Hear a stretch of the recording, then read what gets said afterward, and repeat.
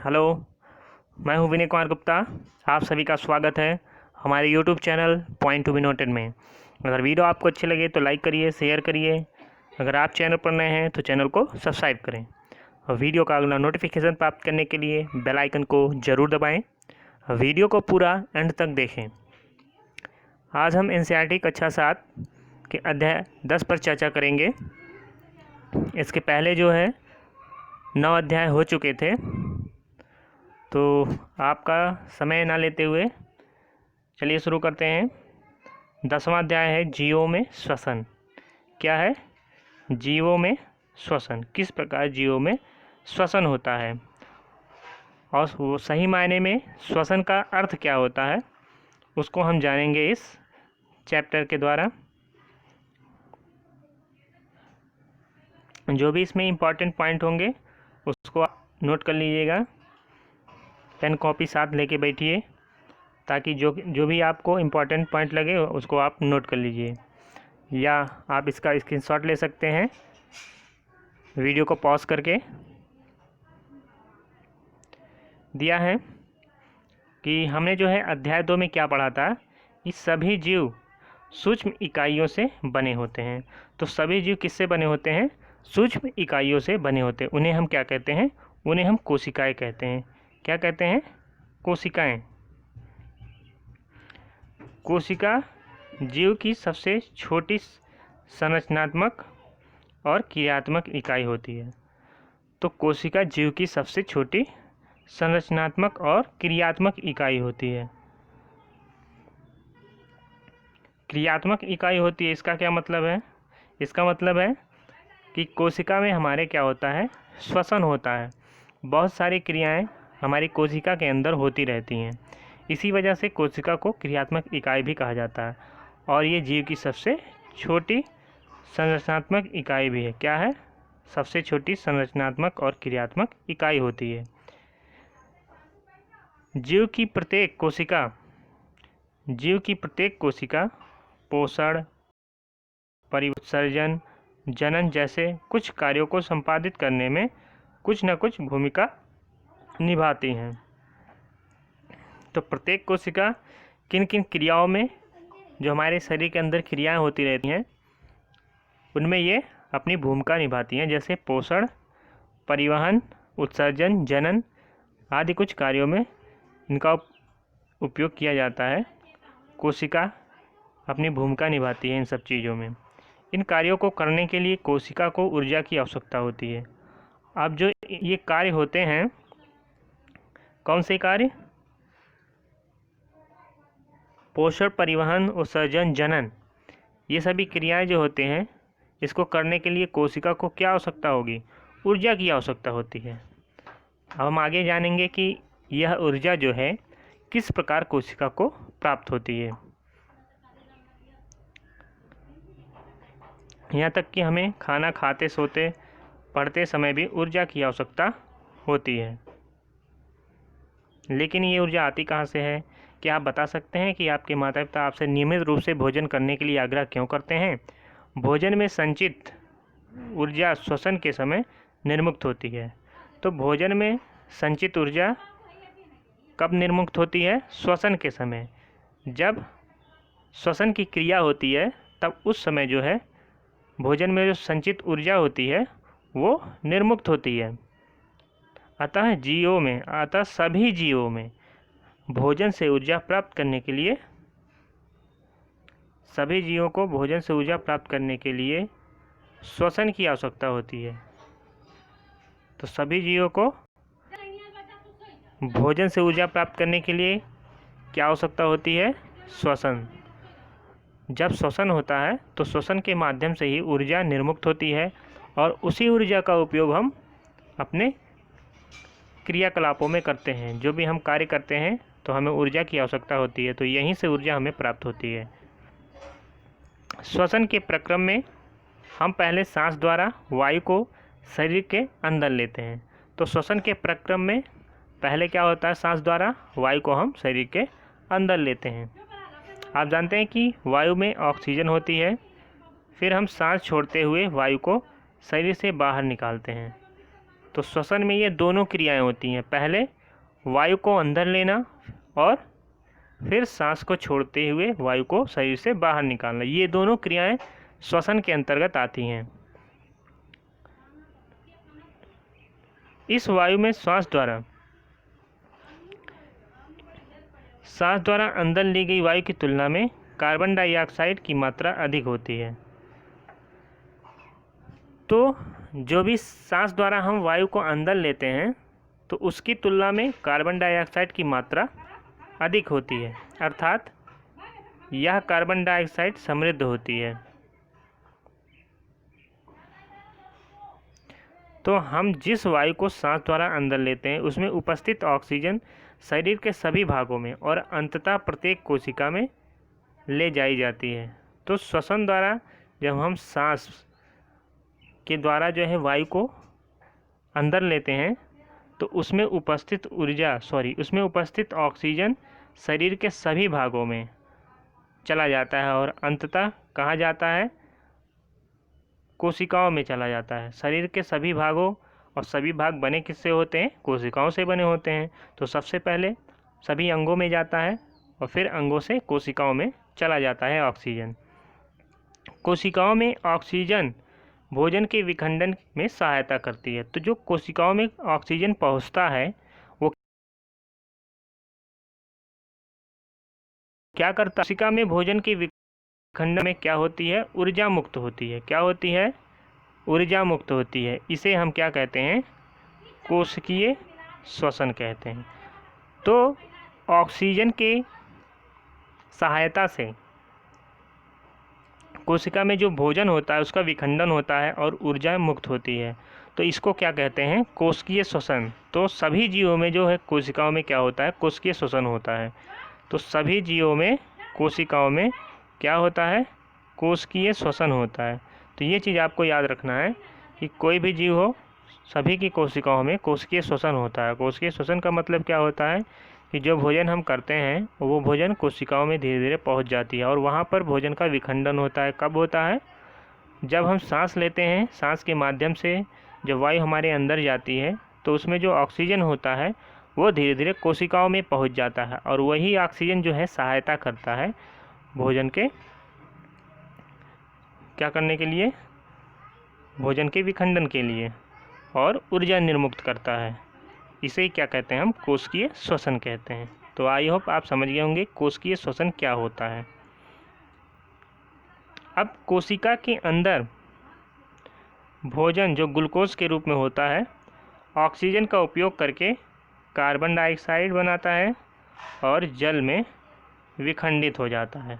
किस किस चीज़ में विखंडित होता है भोजन कोशिका के अंदर, कार्बन डाइऑक्साइड मतलब CO2 और जल के रूप में जिसको H2O बोलते हैं। तो कार्बन डाइऑक्साइड और जल में विखंडित हो जाता है। जब ग्लूकोज का विखंडन ऑक्सीजन के उपयोग के द्वारा होता है तो इसको क्या कहते हैं, वायवीय श्वसन। तो यहाँ पर आप समझ जाइए कि वायवीय श्वसन क्या होता है।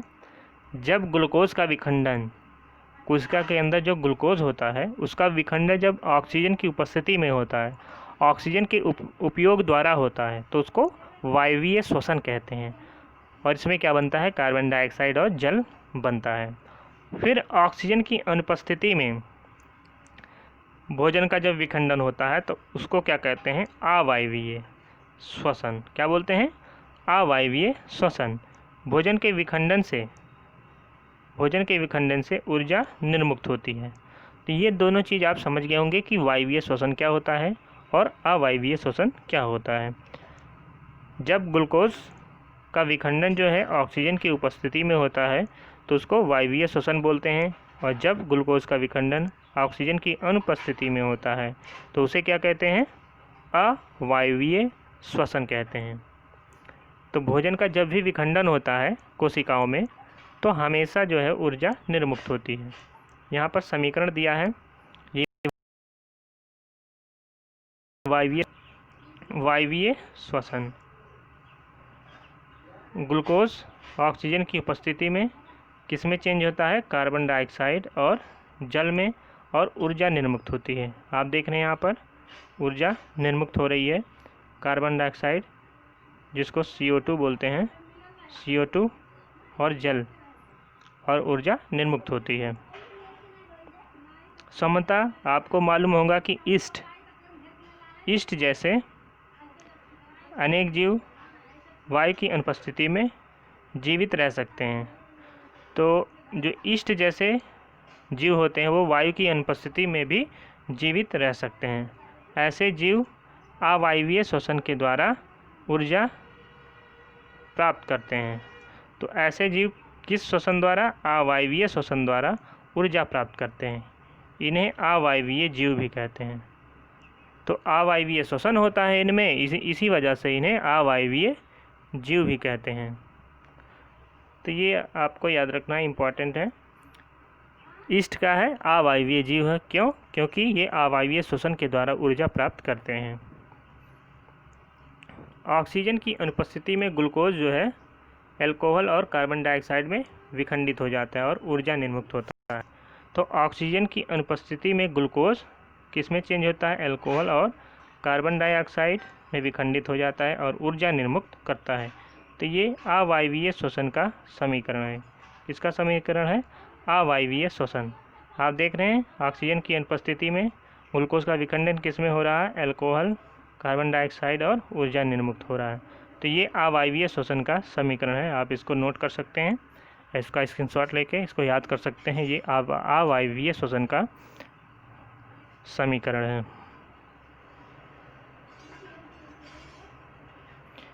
हमारी पेशी कोशिकाएं भी अवायवीय रूप से श्वसन करती हैं। तो हमारी जो पेशी कोशिकाएं होती हैं, जो मसल्स की कोशिकाएं होती हैं, वो भी अवायवीय रूप से भी श्वसन कर सकती हैं। लेकिन ये ऐसा जो होता है थोड़े समय तक ही होता है, वो थोड़े समय ही कर सकती हैं। वास्तव में यह प्रक्रम उस समय होता है जब ऑक्सीजन की अस्थायी रूप से कमी हो जाती है। तो कहने का मतलब कि जो अवायवीय रूप से श्वसन होता है कब होता है? जब ऑक्सीजन की अस्थायी रूप से कमी हो जाती है, तब अवायवीय श्वसन होता है। जैसे बहुत देर तक व्यायाम करने, तेज़ी से दौड़ने, कई घंटे टहलने, साइकिल चलाने अथवा भारी वजन उठाने जैसे अनेक कार्यों के लिए अधिक ऊर्जा की आवश्यकता होती है। तो इस वजह से क्या होता है कि हमारी जो ऑक्सीजन की आपूर्ति होती है वो जल्दी पूर्ति हो जाती है इन्हीं कार्यों को करने से, और हमें फिर अतिरिक्त ऊर्जा की आवश्यकता होती है। तो ये अतिरिक्त ऊर्जा हमें कहाँ से मिलती है? यही इसी अवायवीय श्वसन के माध्यम से ही अतिरिक्त ऊर्जा की हमें मिलती है। ऑक्सीजन की आपूर्ति सीमित हो जाती है इन चीज़ों को करने से, व्यायाम करना, टहलना, कूदना, दौड़ना।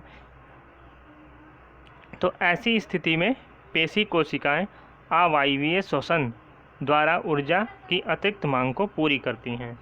तो जब हम व्यायाम करते हैं, बहुत तेज़ी से दौड़ते हैं, कई घंटे टहलते हैं, साइकिल चलाते हैं या कोई वज़न उठाते हैं भारी, तो इससे क्या होती है? हमें अधिक ऊर्जा की आवश्यकता होती है, और अधिक ऊर्जा की आवश्यकता होने की वजह से ऊर्जा की आपूर्ति जो हो जाती है वो सीमित हो जाती है।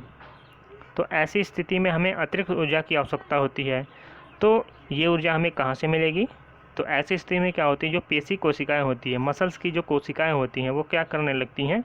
अवायवीय श्वसन, और अवायवीय श्वसन द्वारा ऊर्जा की अतिरिक्त मांग की पूर्ति हो जाती है। अब अवायवीय श्वसन में क्या होता है? हमने बताया था कि जो ग्लूकोज होता है, पेशी में जो ग्लूकोज होता है वो ऑक्सीजन की अनुपस्थिति में लैक्टिक अम्ल बनाता है और कार्बन डाइऑक्साइड बनाता है और ऊर्जा निर्मुक्त करता है। यहाँ पर कार्बन डाइऑक्साइड नहीं लिखा है, इसको आप लिख लीजिएगा।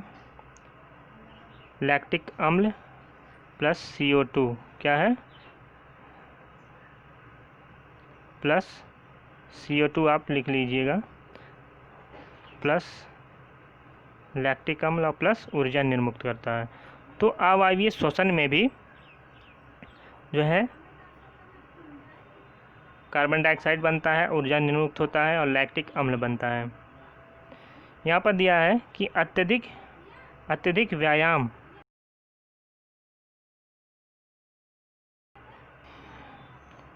व्यायाम करने के बाद आपकी पेशियों में ऐंठन क्यों होती है?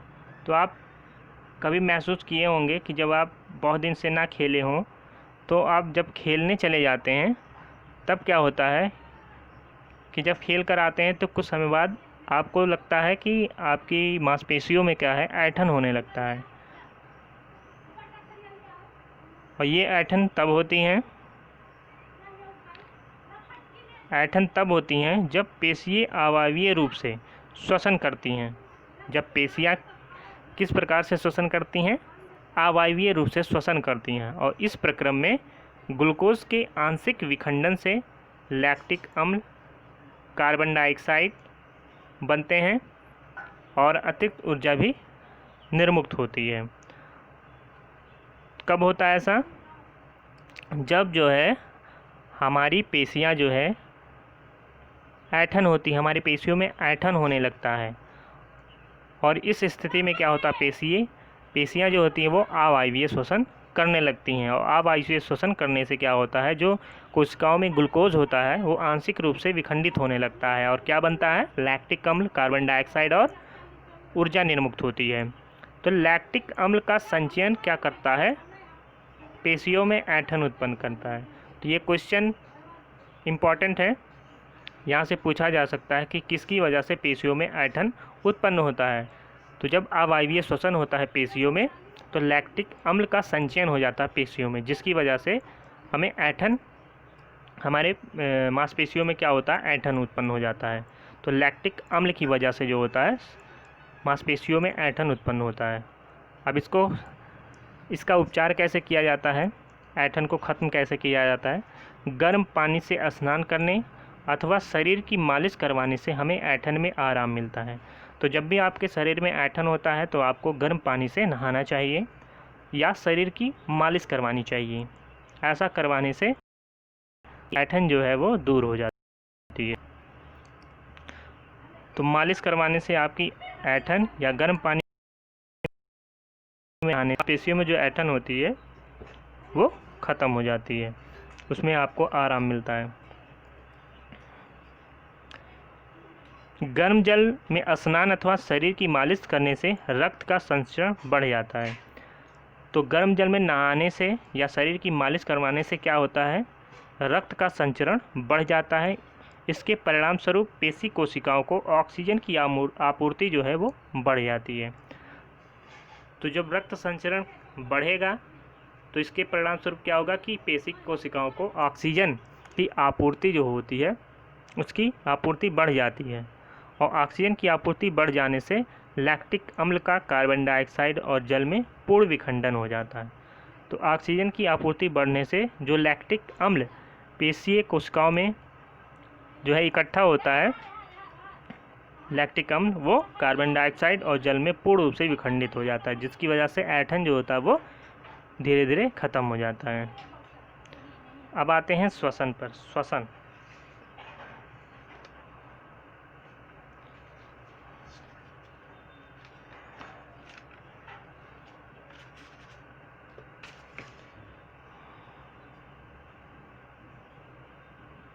जब आप अपने नाक को कसकर बंद कर लेंगे तो कुछ देर तक तो आप अपने सांस को रोक सकते हैं, लेकिन हमेशा के लिए अपने सांस को आप रोक नहीं सकते हैं।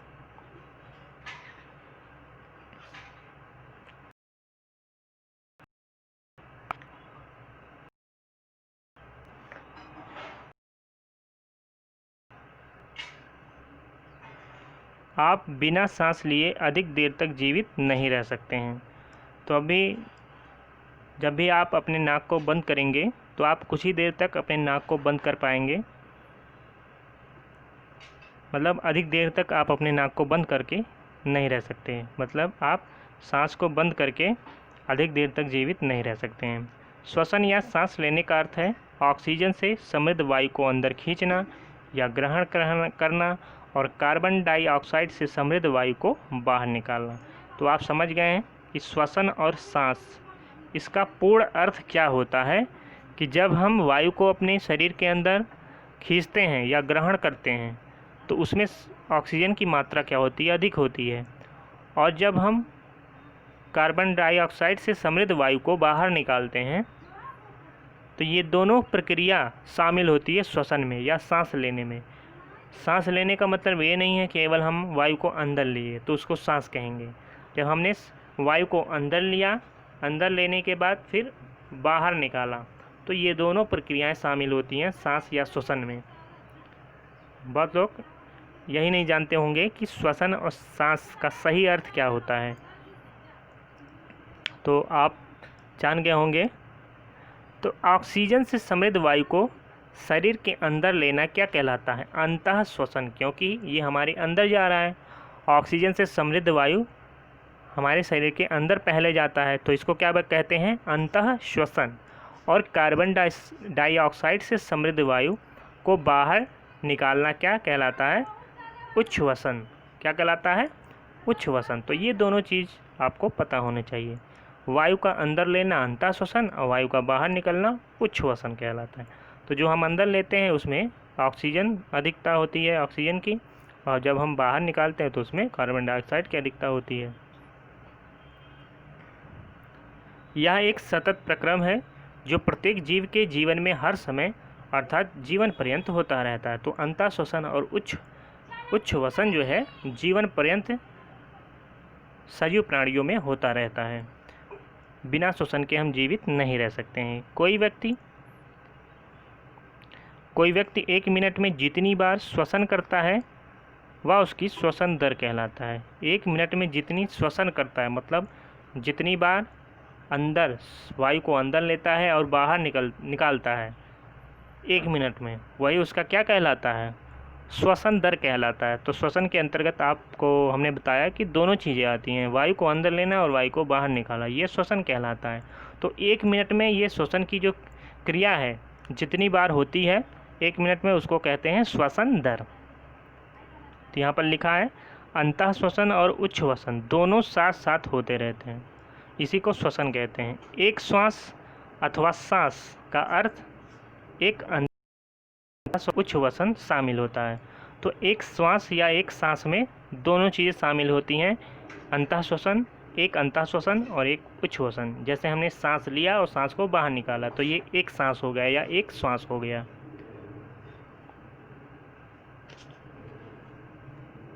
तो आप श्वसन दर निकाल सकते हैं आसानी से।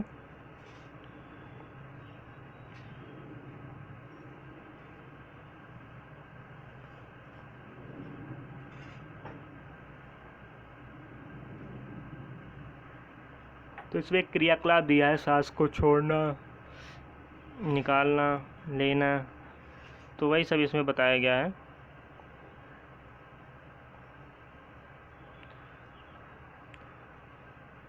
उपयुक्त क्रियाकलाप से आपने यह अवश्य अनुभव किया कि जब किसी व्यक्ति को अतिरिक्त ऊर्जा की आवश्यकता होती है तो वह तेज़ी से श्वसन करने लगता है या लगती है। इसके परिणाम स्वरूप हमारी कोशिकाओं को अधिक ऑक्सीजन की आवश्यकता होती है। तो जब भी कोई भी व्यक्ति अतिरिक्त ऊर्जा की आवश्यकता होती है तो वह तेज़ी से श्वसन करने लगता है। इसके परिणाम स्वरूप हमारी जो है अधिक ऑक्सीजन की पूर्ति होती है, हमारी कोशिकाओं को जो है अधिक ऑक्सीजन की आपूर्ति होती है। या भोजन के विखंडन के दर को बढ़ा देती है जिससे अधिक ऊर्जा निर्मुक्त होती है। तो अभी हमने बताया कि जब भी हम तेज़ी से कोई काम करेंगे तो हमें तेज़ी से ऊर्जा की आवश्यकता होगी, और तेज़ी से ऊर्जा की आवश्यकता होने की वजह से हमारी कोशिकाओं को भी अधिक ऑक्सीजन की आपूर्ति होनी चाहिए, जो क्या करता है भोजन के विखंडन के दर को बढ़ा देता है और जिससे ऊर्जा निर्मुक्त होती है और वही ऊर्जा का उपयोग हम करते हैं। यहाँ पर इम्पॉर्टेंट पॉइंट है, इसको आप नोट कर लीजिए, एग्ज़ामों में पूछा जाता है यहाँ से कि कोई वयस्क व्यक्ति विश्राम की अवस्था में 1 मिनट में औसतन 15 से 18 बार सांस अंदर लेता है और बाहर निकालता है। तो 1 मिनट में कितनी बार सांस को अंदर बाहर करता है? 15 से 18 बार, मतलब 15 से 18 बार सांस को अंदर लेता है और 15 से 18 बार सांस को बाहर निकालता है। तो ये चीज़ आपको याद रखना है, इम्पॉर्टेंट है, ये बहुत बार पूछा जा चुका है एग्ज़ामों में। अधिक व्यायाम करने से श्वसन दर 25 बार प्रति मिनट तक बढ़ सकती है। तो जब भी आप व्यायाम करेंगे तो उस समय आपका जो श्वसन दर है वो 15 से 18 से बढ़कर कितना हो जाता है, लगभग 25 बार हो जाता है। 25 बार प्रति मिनट तक बढ़ सकती है आपका जो श्वसन है, सांस अंदर लेना और बाहर लेने की जो प्रक्रिया है वो थोड़ी बढ़ जाती है जब आप व्यायाम करते हैं या दौड़ते हैं। तो जनरली क्या होता है, विश्राम की अवस्था में 1 मिनट में 15 से 18 बार सांस लेते हैं, बाहर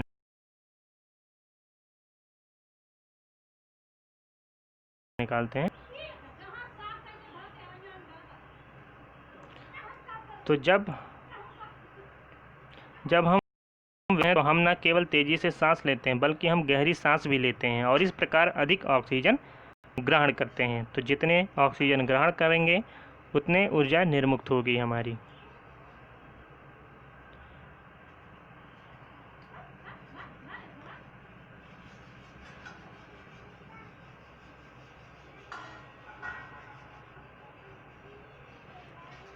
तो अलग अलग परिस्थितियों में हमारे श्वास की जो दर है वो अलग अलग होती है। अगर हम चलेंगे तो श्वास की दर कुछ और होगी, अगर हम दौड़ेंगे तो श्वास दर जो होगी कुछ बढ़ जाएगी, अगर हम पढ़ेंगे तब भी सांस की जो दर है वो भी अलग होगा, सोएंगे तब भी कुछ अलग होगा। तो कुछ ना कुछ भिन्न रहता है। अलग अलग परिस्थितियों में अगर हम कार्य करते रहते हैं तो श्वसन दर भी जो है कम अधिक होता रहता है। जानते हैं बहुत ही इम्पोर्टेंट चैप्टर है ये, चाहे बायोलॉजी के लिए हो चाहे वैसे सामान्य ज्ञान के लिए हो, तो हर एग्ज़ामों के लिए ये इम्पोर्टेंट है चैप्टर। सामान्यतः हम अपने नथनों जो नासाद्वार होता है वहाँ से वायु अंदर लेते हैं। जब हम वायु को अंतः श्वसन द्वारा अंदर लेते हैं तो यह हमारे नथनों से नासा गुहा में चली जाती है। कहाँ चली जाती है? नासा गुहा, नासाद्वार से नासा गुहा में चली जाती है। नासा गुहा से वायु कहाँ जाती है? श्वास नली, और श्वास नली से होकर हमारे फेफड़ों, जिसको फुफ्फुस बोलते हैं, फेफड़ों में चली जाती है। तो पहले नासाद्वार से नासा गुहा में गया, फिर नासा गुहा से श्वास नली में गया, श्वास नली से होते हुए कहाँ पहुँच गया? फेफड़े में पहुँच गया। और फेफड़ा होता कहाँ है? फेफड़ा वक्ष गुहा में स्थित होता है। फेफड़ा कहाँ स्थित होता है? फेफड़ा जो होता है, फेफड़ा वक्ष गुहा में स्थित होते हैं। अभी हम फिगर से बताएंगे, फिगर देख के आप बिल्कुल आसानी से समझ जाएंगे, बहुत इम्पोर्टेंट है। देखिए, ये है नासा गुहा और ये है नासा द्वार। क्या है? नासा द्वार इसको बोलते हैं। क्या बोलते हैं? नासा द्वार। और ये नासा गुहा। और थोड़ा आगे बढ़ेंगे तो नासा गुहा आ जाएगा। यहाँ से वायु होते हुए कहाँ जाएगी? श्वास नली में। श्वास नली से होते हुए ये ग्रसनी होता है, ग्रसनी से होती है श्वास नली, श्वास नली से होते हुए फेफड़े में पहुँच जाएगी आपके। फेफड़े में सांस के द्वारा जो वायु लिया गया है वो फेफड़े में पहुँच जाता है। फिर आगे हम देखते हैं,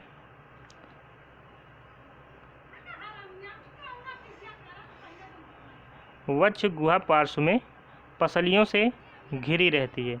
जो वक्ष गुहा होती है वो अगल बगल से किससे घिरी होती है? पसलियों से घिरी होती है। आप देख रहे हैं यहाँ पर,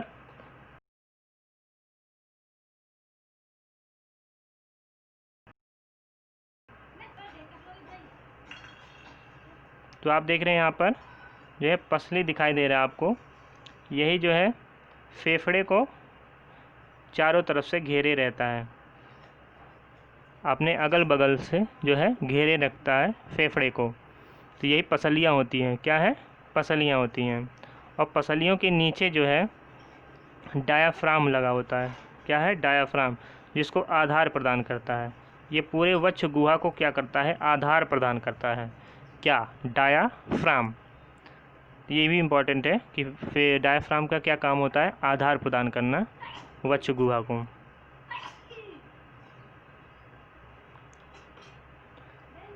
तो फिगर से आपको समझ में आ गया होगा, फिगर इम्पॉर्टेंट है, पढ़ लीजिए या बनाइए। अगर आप बना लेंगे तो आपको बनाने आ जाएगा। एक बड़ी पेशीय परत जो डायाफ्राम मध्यपट कहलाती है वक्ष गुहा को आधार प्रदान करती है। तो अभी हमने बताया कि डायाफ्राम क्या करता है, वक्ष गुहा को आधार प्रदान करता है। श्वसन में डायाफ्राम और पसलियों से बने पिंजर की गति सम्मिलित होती है। जब भी हम श्वसन करते हैं तो उसमें डायाफ्राम भी गति करता है और पसलियों से बना जो पिंजर होता है, अभी हमने दिखाया था चित्र में कि पसलियाँ जो ऐसे बनी हुई थी ऐसे ऐसे, तो वो भी क्या करती हैं, दोनों गति करती हैं जब हम श्वसन करते हैं। अब किस प्रकार गति करते हैं आगे हम जानेंगे।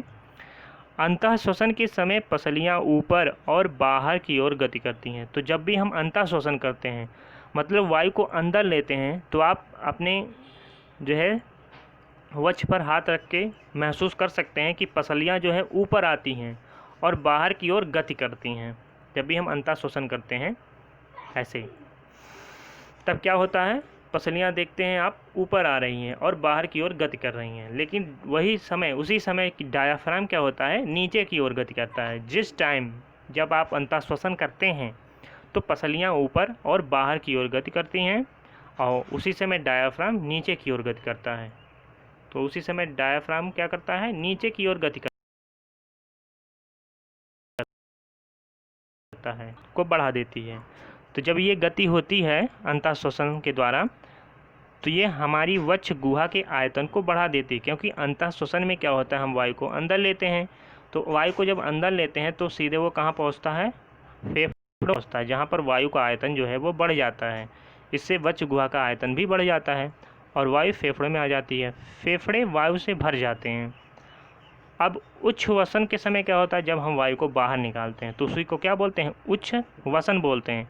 तो उस समय पसलियाँ क्या करती हैं, नीचे और अंदर की ओर आ जाती हैं। अब कब किस तरह गति करती हैं उच्च श्वसन में, पहले तो अंतः श्वसन में ऊपर की तरफ गति कर रही थी और बाहर की तरफ निकल रही थी।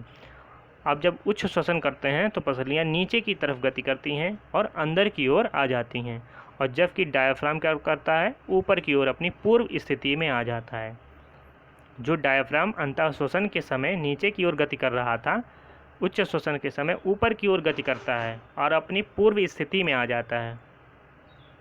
तो इस प्रकार जो है अंतः श्वसन और उच्च वसन में जो हमारी पसलियां हैं और डायाफ्राम है किस प्रकार गति करती हैं, आपको समझ में आ गया होगा। इससे वक्ष गुहा का आयतन कम हो जाता है। जब उच्च वसन होता है तो क्या होता है, वक्ष गुहा का आयतन कम हो जाता है, क्योंकि वायु बाहर निकल जाती है फेफड़े से। इस कारण वायु फेफड़े से बाहर ढकेल दी जाती है।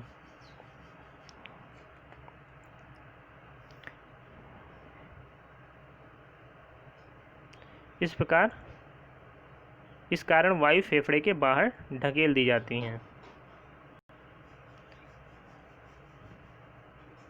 अपने शरीर में हम इन गतियों को आसानी से अनुभव कर सकते हैं। तो जब भी आप अंतः श्वसन या उच्च श्वसन करते हैं तो आप हथेली को अपने वक्ष पर रख कर देख सकते हैं, महसूस कर सकते हैं कि किस प्रकार जो है पसलियाँ आगे की तरफ आती हैं और डायाफ्राम नीचे जाता है, और उच्च वसन में अंदर की ओर पसलियाँ जाती हैं और डायाफ्राम ऊपर की तरफ जाता है। यहाँ फिगर में आपको दिखाया गया, आसानी से आप इसको देख के समझ सकते हैं। पहला है अंतः श्वसन में। अंतः श्वसन में क्या होता है, यहाँ से वायु अंदर जाती है, हम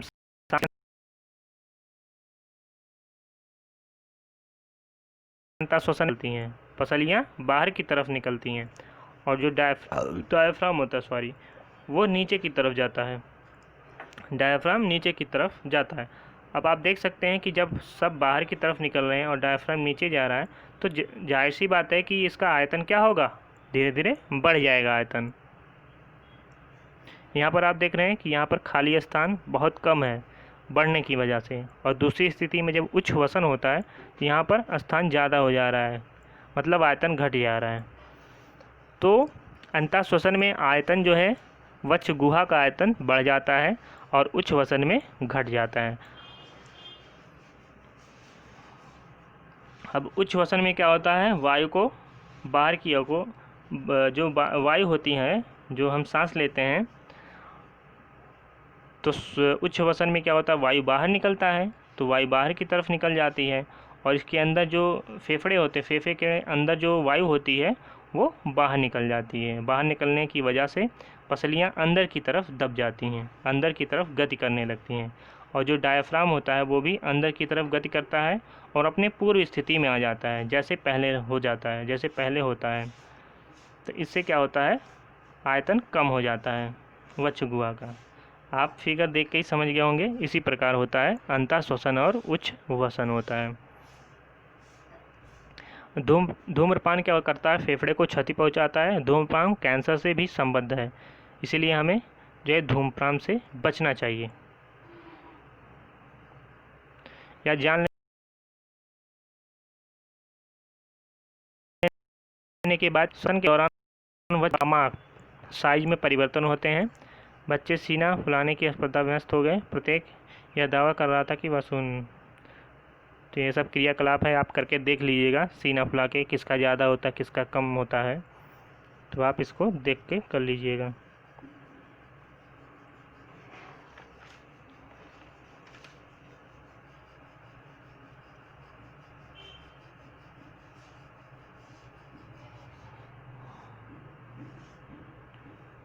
अब इसमें चित्र में दिखाया गया है किस प्रकार सीने को जो है फुलाने के बाद जो है नापा जा रहा है।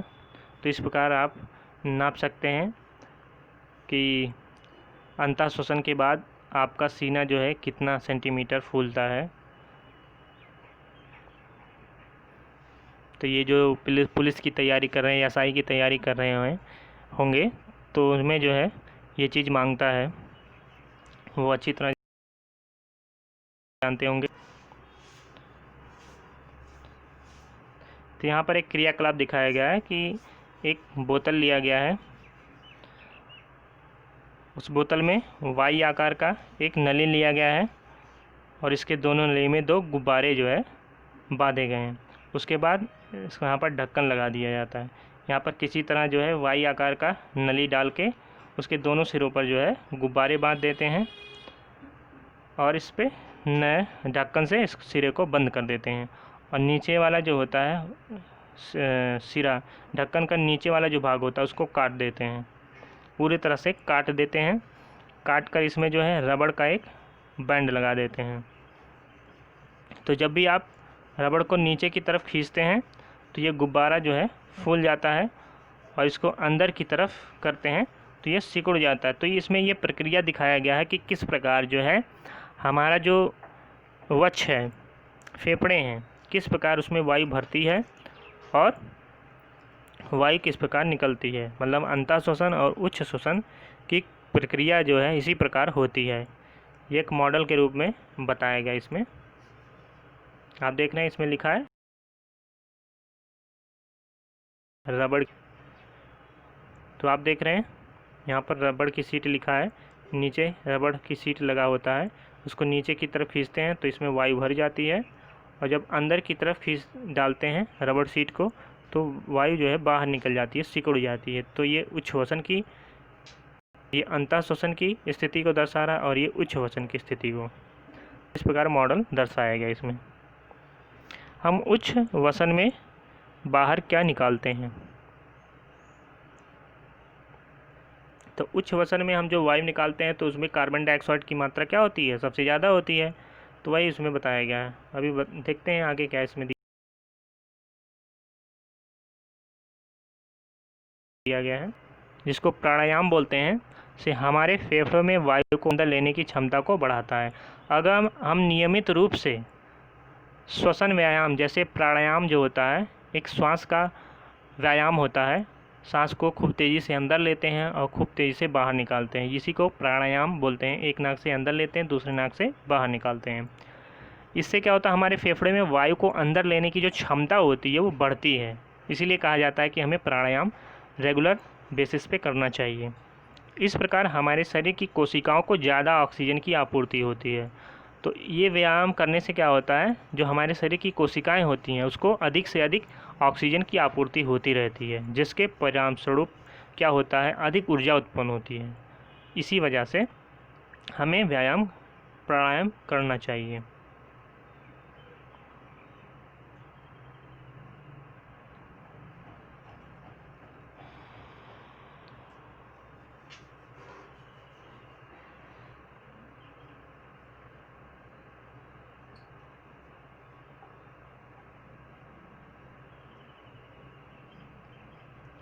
इसमें एक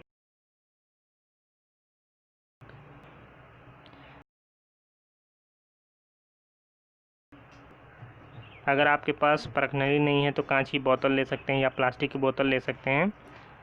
अब इसमें क्या करना है, ताज़ा जो है चूने का पानी इसमें डालिए। डाला गया चूने का पानी इसमें, इस परखनली में आप देख रहे हैं चूने का पानी डाला गया है। फिर उसके बाद क्या करते हैं, एक आप देख रहे हैं ये जो लड़का है ये स्ट्रॉ लिया, अपने मुंह में स्ट्रॉ लिया है। जब आप जूस पीते हैं तो आप देखे होंगे कि दुकानदार जो है स्ट्रॉ आपको देता है जूस पीने के लिए, इसके माध्यम से आप जूस पीते हैं, इसी को स्ट्रॉ बोलते हैं। तो स्ट्रॉ उसमें डाल देता है। तो इस चूने के पानी में आप स्ट्रॉ डालिए, उसके बाद फूंक मारिए खूब तेज़ी से, धीरे धीरे से उसमें स्ट्रॉ के माध्यम से जो है धीरे धीरे चूने के पानी में फूंक मारिए। नीचे की तरफ फूंक मारना है चूने के पानी में। क्या चूने के पानी में कोई परिवर्तन आपको दिखाई दे रहा है? फूंक मारने से क्या होता है कि हमारे वायु में क्या होता है, कार्बन डाइऑक्साइड की मात्रा निकलती है। यही इसमें दिखाया गया है, बताया गया है। आप जानते हैं कि हम जिस वायु का अंतःश्वसन अथवा उच्छ्वसन करते हैं वह गैसों का मिश्रण होती है। तो इसमें ये कहा गया कि आज जब हम जो है केवल जब उच्छ्वसित करते हैं, मतलब उच्छ्वसन होता है,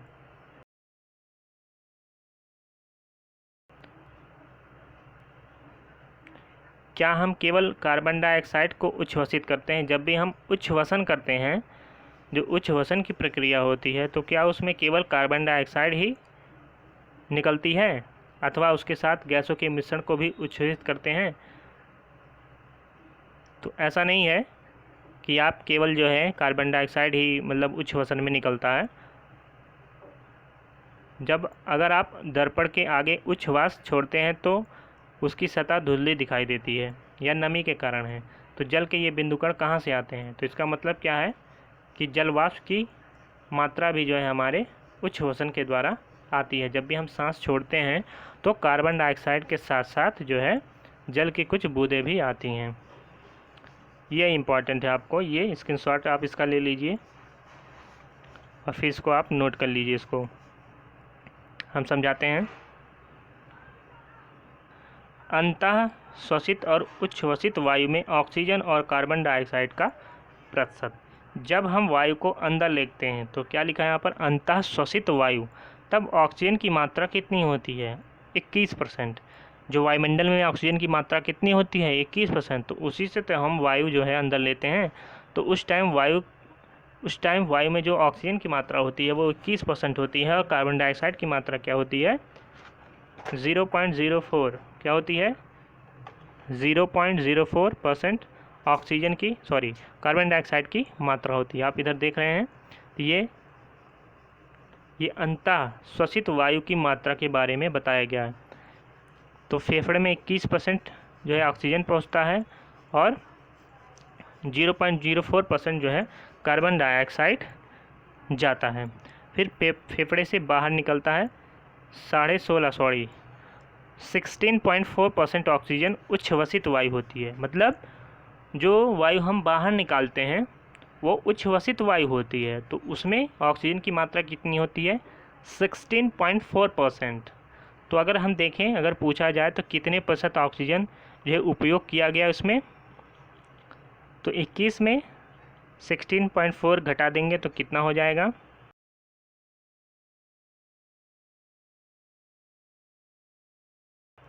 16.4 घटाएंगे तो कितना परसेंट आएगा?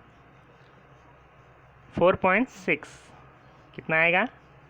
4.6% ऑक्सीजन का उपयोग हुआ है। और कितना कार्बन डाइऑक्साइड निकलता है, उसका प्रतिशत कितना होता है? 4.4% कार्बन डाइऑक्साइड होता है। मतलब जाता तो है कितना? 0.04% कार्बन डाइऑक्साइड, निकलता है 4.4% कार्बन डाइऑक्साइड। क्यों? क्योंकि कोशिकाओं में जो ग्लूकोज का श्वसन होता है तो उसमें ऑक्सीजन की उपस्थिति में वो कार्बन डाइऑक्साइड में विखंडित हो जाता है, ग्लूकोज या भोजन जो है हमारा। तो वही कार्बन डाइऑक्साइड की मात्रा क्या होती है, बाहर निकलती है उच्छ्वसित वायु के रूप में। तो इस वजह से जो पहले ऑक्सीजन की मात्रा कार्बन डाइऑक्साइड की मात्रा गई है अंतःश्वसित वायु के माध्यम से, वो और प्लस जो विखंडन के रूप में कार्बन डाइऑक्साइड में विखंडित हुआ है वो मिल के कितना परसेंट हो जाता है, 4.4%।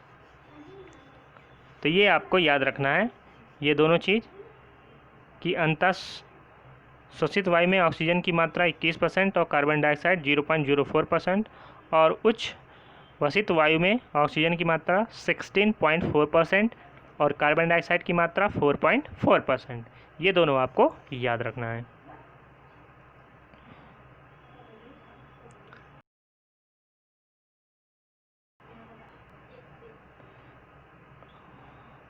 अन्य जंतुओं में श्वसन, हाथी, शेर, गाय, मेढक, छिपकली, सर्प और पक्षियों आदि जंतुओं की वक्ष गुहाओं में मनुष्यों की भांति फेफड़े होते हैं। तो इन सब जंतुओं में क्या होता है, वक्ष गुहाओं में मनुष्य के भांति ही फेफड़े होते हैं। जीव श्वसन कैसे करते हैं, क्या इनके भी मनुष्यों के फेफड़े जैसे ही श्वसन अंग होते हैं? आइए हम पता करते हैं कैसे क्या होता है। पहला हमारा कॉकरोच के बारे में यहाँ पर दिया गया है। कॉकरोच शरीर के पार्श्व भाग में छोटे छोटे छिद्र होते हैं। तो उनके शरीर पर क्या होता है, कॉकरोच के शरीर पर उनके अगल बगल छोटे छोटे छिद्र होते हैं। अन्य कीटों के शरीर में भी इसी प्रकार के छिद्र होते हैं। तो जितने भी कीट होंगे उनके शरीर में छोटे छोटे छिद्र पाए जाते हैं। ये छिद्र क्या कहलाते हैं, श्वास रंध्र। क्या कहलाते हैं, श्वास रंध्र। तो जितने भी कीटे होते हैं उनके शरीर में छोटे छोटे छिद्र पाए जाते हैं, जिसको क्या बोला जाता है, श्वास रंध्र बोला जाता है। कीटों में गैस के विनिमय के लिए वायु नालियों का जाल बिछा होता है। तो कीटों में गैस के विनिमय के लिए उनके शरीर पर क्या बिछा होता है, शरीर पर नहीं बिछा होता है, शरीर पर तो जो छोटे छोटे छिद्र होते हैं उसको क्या बोलते हैं, श्वास रंध्र होते हैं। उसी श्वास रंध्रों से मिले होते हैं वायु नालियाँ, और ये वायु नालियों का जाल बिछा होता है जो क्या कहलाता है, श्वास प्रणाल या वातक। तो ये जो वायु नलियों का जाल बिछा होता है इसको क्या कहते हैं, श्वास प्रणाल या वातक बोलते हैं। तो जितने भी कीट होते हैं उनमें जो श्वसन अंग के रूप में होता है वो क्या कहलाता है, श्वास प्रणाल या वातक। तो आप देख रहे हैं यहाँ पर दर्शाया गया है श्वास प्रणाल क्या है। यहाँ पर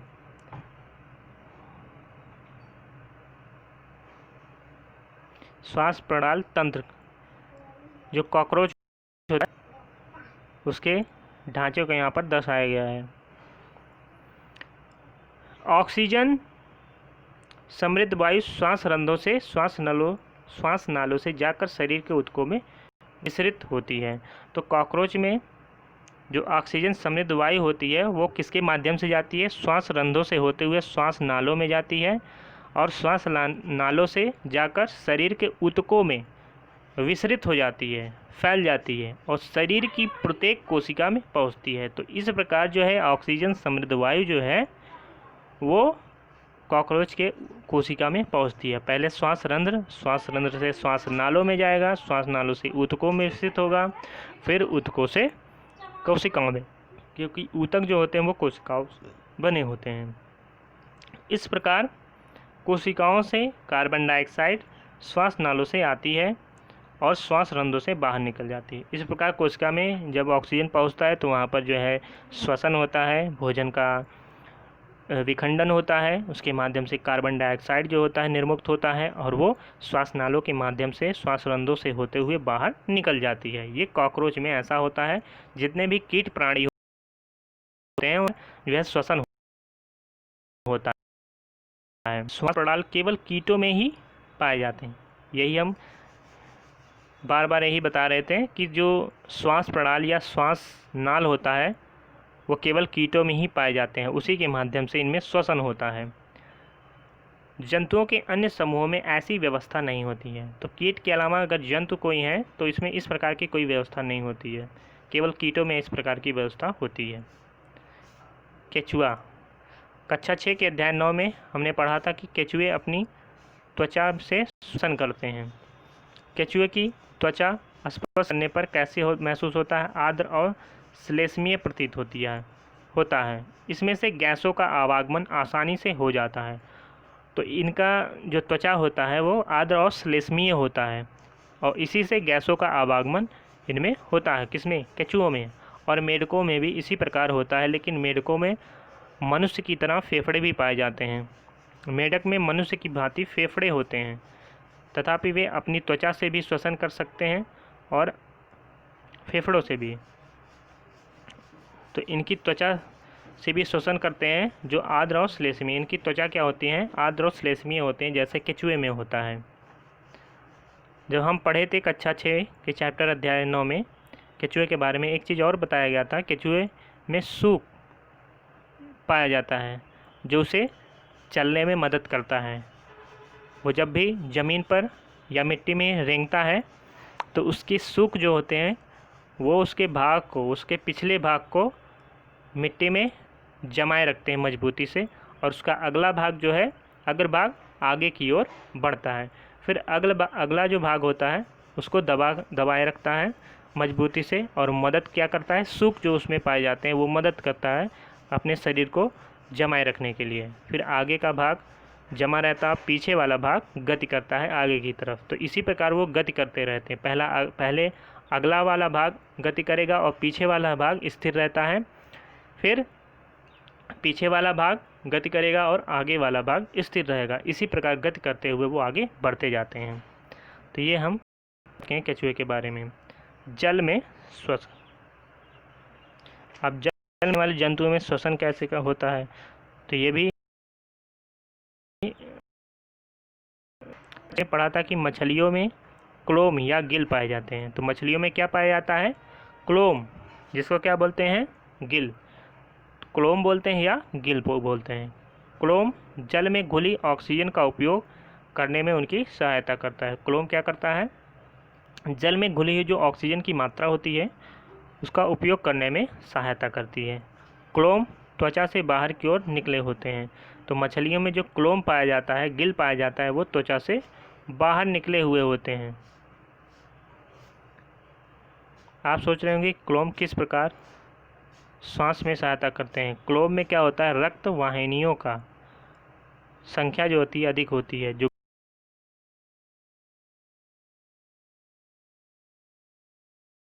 गैस विन। अब क्लोम जो मछलियों में क्लोम पाया जाता है, गिल पाया जाता है, उसमें रक्त वाहिनियाँ होती हैं। बहुत अधिक संख्या में रक्त वाहिनियाँ पाई जाती हैं, जिससे गैस विनिमय करने में सहायता मिलती है। इन्हीं रक्त वाहिनियों से गैस विनिमय किया जाता है मछलियों के द्वारा। तो आई होप आपको समझ में आ गया होगा कि जल में रहने वाले जो मछलियाँ होती हैं और उसी के सदृश जो जीव होते हैं जल में, वो इसी प्रकार श्वसन करते हैं। मछलियों में श्वसन क्लोम है।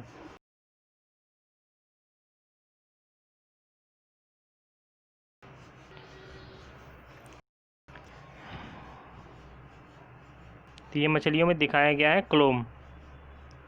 ये जो आप संरचना देख रहे हैं यही जो है बाहर की तरफ निकला हुआ होता है। और इसमें कई सारी जो है रक्त वाहिनियाँ होती हैं, जिसके माध्यम से गैसों का विनिमय होता रहता है। क्या पादप भी श्वसन करते हैं? बिल्कुल।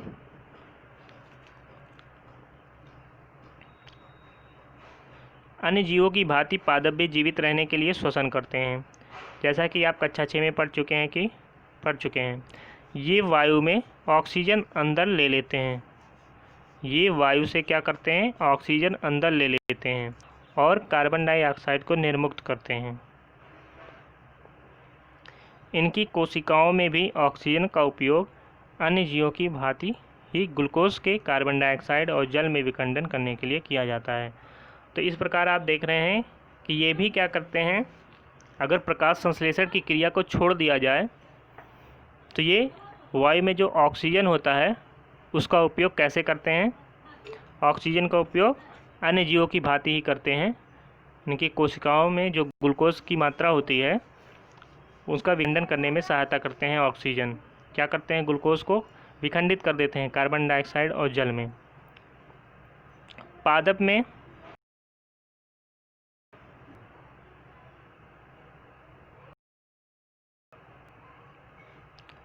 में प्रत्येक अंग वायु से स्वतंत्र रूप से ऑक्सीजन ग्रहण करके कार्बन डाइऑक्साइड को निर्मुक्त कर सकता है। तो पादप में प्रत्येक अंग, अब प्रत्येक अंग कोशिकाओं से बना होगा, तो कोशिकाएं क्या करेंगी, वायु से स्वतंत्र रूप से ऑक्सीजन ग्रहण करेंगी और वो कार्बन डाइऑक्साइड में विखंडित होकर उसको निर्मुक्त कर देती हैं। अध्याय 1 में आपने पढ़ा था कि पादप की पत्तियों में ऑक्सीजन और कार्बन डाइऑक्साइड के विनिमय के लिए सूक्ष्म छिद्र होते हैं। तो ये तो सभी जानते हैं कि पादप की पत्तियों में ऑक्सीजन और कार्बन डाइऑक्साइड के विनिमय के लिए सूक्ष्म छिद्र होते हैं जिसको रंध्र बोलते हैं। पादप की अन्य सभी कोशिकाओं की भांति ही मूल कोशिकाओं को भी ऊर्जा उत्पन्न करने के लिए ऑक्सीजन की आवश्यकता होती है।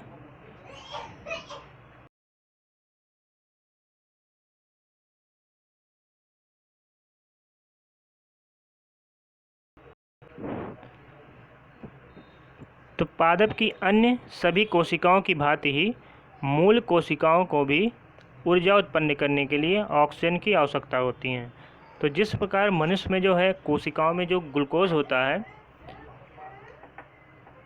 उससे ऊर्जा प्राप्त करने के लिए क्या होता है, कोशिकाओं को ऑक्सीजन की आवश्यकता होती है। और ऑक्सीजन क्या करता है, ग्लूकोज को कार्बन डाइऑक्साइड, जल और ऊर्जा में निर्मुक्त कर देता है, विखंडित कर देता है ऑक्सीजन। वो सहायता करता है ग्लूकोज के विखंडन में। तो इसी प्रकार पादपों में भी होता है। तो पादपों में जो कोशिकाएं पाई जाती हैं वो भी ऊर्जा उत्पन्न करने के लिए ऑक्सीजन की आवश्यकता उन्हें होती है। मूल मृदाकणों के बीच के खाली स्थानों, मूल मतलब यहाँ पर जड़ का मतलब है, जो पौधों के जड़ होते हैं वो क्या करते हैं, मृदा कणों के बीच के खाली स्थान वायु अवकाशों में उपस्थित वायु से ऑक्सीजन लेते हैं। तो जो जड़ होते हैं वो किस प्रकार ऑक्सीजन ग्रहण करते हैं कि जो जड़ होते हैं वो मिट्टी के अंदर जाते हैं। तो मिट्टी से जो घिरे होते हैं जड़, तो जो मिट्टी के छोटे छोटे कण होते हैं उनके बीच में क्या होता है, खाली स्थान होता है। उस खाली स्थान में क्या होता है, वायु होता है, वायु उपस्थित होते हैं और उसी से वो अपने ऑक्सीजन को ग्रहण करते हैं। वहाँ से ऑक्सीजन की पूर्ति को करते हैं जड़ें।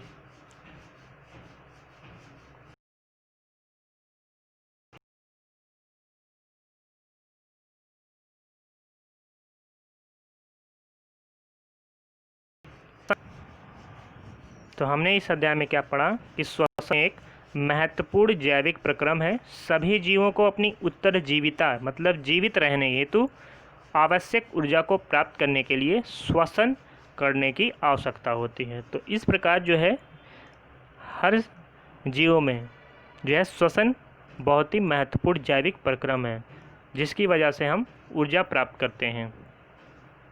और कोई भी कार्य करने के लिए हमें ऊर्जा की आवश्यकता होती है जो हम श्वसन के माध्यम से प्राप्त कर सकते हैं।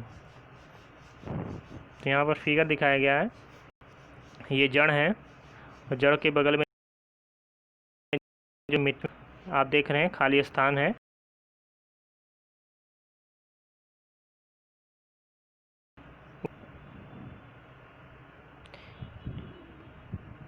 यही जो वायु आकाश होते हैं इन्हीं के अंदर ऑक्सीजन होता है, इन्हीं से जो है ऑक्सीजन की आपूर्ति करते हैं।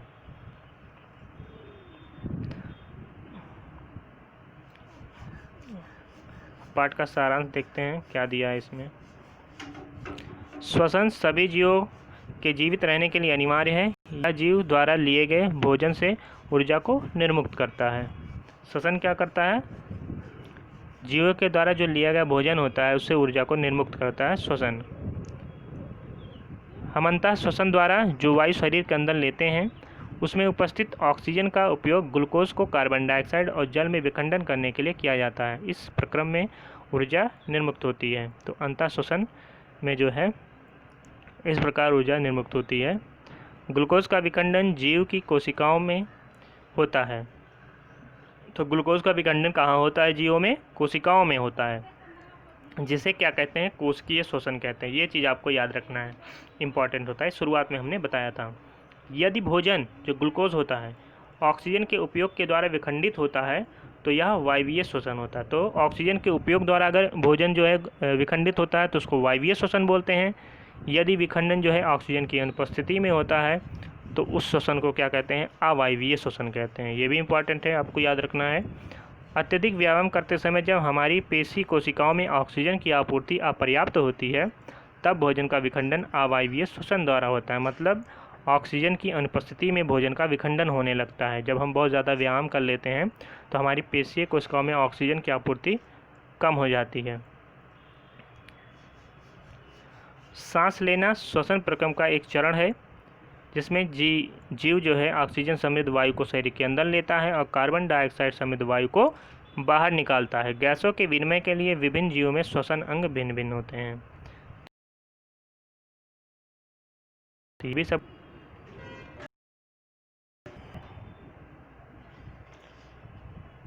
अंतः श्वसन, यह निःश्वसन। तो ये एक चीज़ आपको और यहाँ पर मिला। अंतः श्वसन को क्या बोलते हैं? निःश्वसन भी बोलते हैं, मतलब वायु को अंदर लेना। तो अंतः श्वसन के समय हमारे फेफड़े विस्तारित होते हैं और उच्छ्वसन मतलब वायु को बाहर निकालने के समय ये अपनी मूल अवस्था में आ जाते हैं। मतलब फेफड़ा अपने मूल अवस्था में आ जाता है जब उच्छ्वसन करते हैं। शारीरिक सक्रियता के बढ़ने पर श्वसन दर बढ़ जाती है। जब हम दौड़ते हैं या कोई कार्य करते हैं या फिर व्यायाम करते हैं तो हमारा श्वसन दर क्या होता है? बढ़ जाता है। गाय, भैंस, कुत्ते, बिल्ली जैसे जीवों में श्वसन अंग और श्वसन प्रक्रम मानव के समान ही होते हैं। केंचुओं में गैसों का विनिमय उसकी आर्द्र त्वचा के माध्यम से होता है। मछलियों में क्लोम से होता है। कीटों में श्वास प्रणाल से होता है। तो ये तीन चीज़ आपको याद रखना है। मछलियों में जो है श्वसन अंग होता है तो वो होता है क्लोम। कीटों में श्वास प्रणाल जिसको वातक भी बोलते हैं, वातक भी आपको याद रखना है नाम। पादप में मूल मृदा में उपस्थित वायु को ग्रहण करती हैं। पत्तियों में नन्हे छिद्र होते हैं जिसे रंध्र कहते हैं, जिनसे गैसों का विनिमय होता है। पादप कोशिकाओं में ग्लूकोज का विखंडन अन्य जीवों की तरह ही होता है। तो ये थे सारांश। यहाँ पर कुछ इम्पॉर्टेंट चीज़ है। क्या आप जानते हैं? हमारे लिए ऑक्सीजन अनिवार्य है, लेकिन जो जीव इसका उपयोग नहीं करते हैं उनके लिए ऑक्सीजन विषाक्त होते हैं। मतलब कि हमारे लिए ऑक्सीजन अनिवार्य है, लेकिन जो जीव इसका उपयोग नहीं करते हैं उनके लिए ऑक्सीजन क्या होता है? विषाक्त होता है। वास्तव में मानव एवं अन्य जीवों के लिए भी लंबे समय तक शुद्ध ऑक्सीजन में श्वसन करना हानिकारक हो सकता है। तो यहाँ पर एक चीज़ आपको जानने को मिला, अभी तक बहुत कम ही लोग जानते थे, के लिए अगर लंबे समय तक शुद्ध ऑक्सीजन में श्वसन कर रहे हैं तो वो हानिकारक हो सकता है। तो ये था चैप्टर 10वां।